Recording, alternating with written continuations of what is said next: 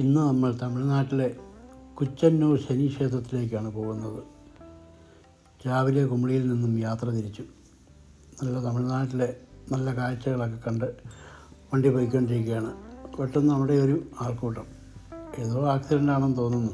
എന്തായാലും നമ്മളവിടെ ഇറങ്ങിയില്ല. തമിഴ്നാട്ടിലൊക്കെ അങ്ങനെയുള്ള യാത്രകളിൽ വഴിയിൽ ഇറങ്ങുന്നത് ശരിയല്ല. നമ്മൾ പല ആപത്തുകളിലും ചെന്ന് ചാടാൻ സാധ്യതയുണ്ട്. നമ്മളൊക്കെ മറികടന്ന് വണ്ടി പോയിക്കൊണ്ടിരിക്കുകയാണ്. വീണ്ടും കുറേ ചെന്നപ്പോഴത്തേന് മെയിൻ റോഡ് കഴിഞ്ഞ് ഗ്രാമീണ റോഡിലേക്ക് വണ്ടി പ്രവേശിച്ചു. പല ഭാഗത്തും ക്ഷേത്രങ്ങളാണ്. എവിടെ നോക്കിയാലും കാണാം ഓരോ ക്ഷേത്രങ്ങൾ. ഇതാ ഒരു ക്ഷേത്രം കാണുന്നു. അതിനോടാണ് ഞാൻ കുറേ ആൾക്കാരൊക്കെ അതിൽ നടക്കുന്നുമുണ്ട്. അങ്ങനെ എല്ലായിടവും വയലേലകളാണ്.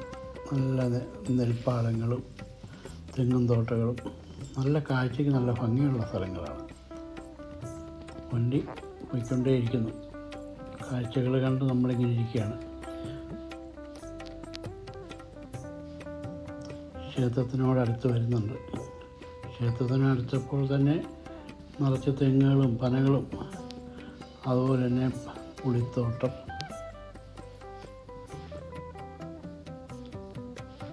പുളി നിൽക്കുന്നുണ്ടോ. നല്ല ഭംഗിയാണ് പുളി വളർത്തിയിരിക്കുന്നത് കാണാൻ. രണ്ടു വശവും ഒരു കൂടാരം പോലെ വളർന്നു നിൽക്കുകയാണ് ഈ പുളികൾ. ഇടയ്ക്ക് നല്ല തണലും ഒപ്പം തന്നെ തെങ്ങുന്തോട്ടമുണ്ട്. അങ്ങനെ നമ്മൾ ക്ഷേത്രത്തിൻ്റെ കവാടത്തിലെത്തി. ഈ ക്ഷേത്രം ധാരാളം ജനങ്ങളെത്തുന്നൊരു ക്ഷേത്രമാണ്. ഇന്നിവിടെ വിശേഷപ്പെട്ട ഒരു ദിവസമല്ല. സാധാരണ ഏറ്റവും ആൾ കുറഞ്ഞ ദിവസമാണ് ഞായറാഴ്ച. ഇന്നൊരു ഞായറാഴ്ചയാണ്. അതിനാൽ ഇവിടെ അധികം ആൾക്കാരൊന്നുമില്ല. കുറച്ച് വണ്ടികൾ മാത്രം ക്ഷേത്ര കോമ്പൗണ്ടിൽ കിടപ്പുണ്ട്. ദൂരെ നിന്നൊക്കെ ശനിദോഷം മാറാനായി വന്ന ആൾക്കാരുടെ വണ്ടി ആയിരിക്കാം അത്. അവിടെ പൂജാസാധനങ്ങളെല്ലാം വിൽക്കുന്ന കടകൾ. എവിടെ നോക്കിയാലും ഇങ്ങനത്തെ ധാരാളം കടകൾ കാണാം. ചെറിയ ചെറിയ കടകൾ, എണ്ണ, തിരി ഇതുപോലുള്ള സാധനങ്ങളൊക്കെ. ഇവിടെ ഒത്തിരി പ്രത്യേകതരം വഴിപാടുകളും പൂജകളുമാണ് ഈ ക്ഷേത്രത്തിൽ നടക്കുന്നത്. ഇതെല്ലാം ആൾക്കാർ വന്ന വണ്ടികളൊക്കെയാണ് ഈ കാണുന്നത്. ഈ കഴിഞ്ഞ ദിവസങ്ങളിലൊക്കെ ഭയങ്കര ജനമായിരുന്നാണ് പറയുന്നത് കേട്ടത്. ഇത് കണ്ടില്ലേ, ഈ അഴികൾ കണ്ടോ, എത്രമാത്രം ജനങ്ങൾ ഈ അഴികൾക്കകത്ത് ക്യൂ നിന്നിരിക്കാം എന്ന് നമുക്ക് ചിന്തിക്കാവുന്നതുള്ളൂ. ഒരു പ്രത്യേക ഒരു വൈബാണ് ഈ സ്ഥലവും ഈ പ്രകൃതിയും പ്രദേശവും എല്ലാം കാണാൻ.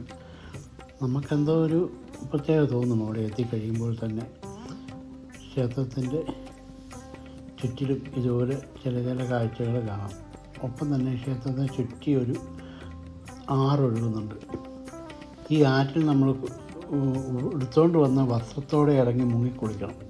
കുളിച്ചതിന് ശേഷം നമ്മൾ എടുത്തുകൊണ്ട് വന്ന വസ്ത്രം ആറ്റിൽ ഒഴുക്കി കളഞ്ഞിട്ട് കരയ്ക്ക് കയറി വന്നാൽ നമ്മുടെ ദോഷങ്ങൾ പോയി എന്നാണ് ഇവിടുത്തെ വിശ്വാസികൾ പറയുന്നത്. നിറച്ച ആൾക്കാർ മുങ്ങുന്നതൊക്കെ ഉണ്ട്. പക്ഷെ നമ്മൾക്കത് കണ്ടിട്ട് മുങ്ങാൻ തോന്നില്ല. അത്ര തെളിച്ചൊന്നുമില്ല. കലങ്ങി നിറഞ്ഞ വെള്ളമാണ്. നമ്മളാരും മുങ്ങിയൊന്നുമില്ല. നമ്മുടെ കൂടെ വന്ന കുട്ടികളൊക്കെ അതിനകത്ത് ഇറങ്ങി, അത്രയേ ഉള്ളൂ. പിന്നീട് കയറി വന്ന് ഈ പൂജാസാധനങ്ങൾ വിൽക്കുന്നിടത്ത് വന്ന് ഇവിടുന്ന് പൂജാസാധനങ്ങൾ മേടിക്കണം. ഇവിടെ വരുമ്പോൾ അവർ പറഞ്ഞു തരും നമുക്ക് എന്തൊക്കെ ദോഷമാണുള്ളത്, ആ ദോഷങ്ങൾ മാറാൻ നമ്മൾ എന്തെല്ലാം വിളക്കുകൾ വെക്കണം എന്ന് പറഞ്ഞു തരും. അതനുസരിച്ച് നമ്മൾ കാര്യങ്ങൾ ചെയ്യുക.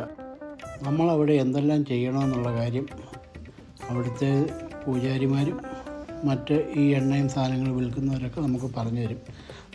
അതനുസരിച്ച് നമ്മൾ കാര്യങ്ങളൊക്കെ ചെയ്യണം.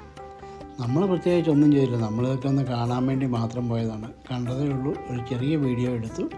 ഇനി ഒരിക്കൽ പോയി അവരോട് നേരിട്ട് സംസാരിക്കുന്ന വീഡിയോ ഒക്കെ ഇനി ഒരു ദിവസം ഇടാം എന്ന് വിചാരിക്കുന്നു. തൽക്കാലം നമ്മൾ ആദ്യമായിട്ട് അവിടെ പോയതല്ലേ. നമ്മൾ ഈ സ്ഥലമൊക്കെ ഒന്ന് കണ്ടു, ക്ഷേത്രം കണ്ടു, അങ്ങനെയൊക്കെ ഇങ്ങനെ പോരുകയാണ്. അത്രയേ ഉദ്ദേശിച്ചുള്ളൂ. എന്നവിടെ പോയി പൂജ ചെയ്യാനോ ഒന്നും തന്നെ നമ്മൾ ആലോചിച്ചിരുന്നില്ല.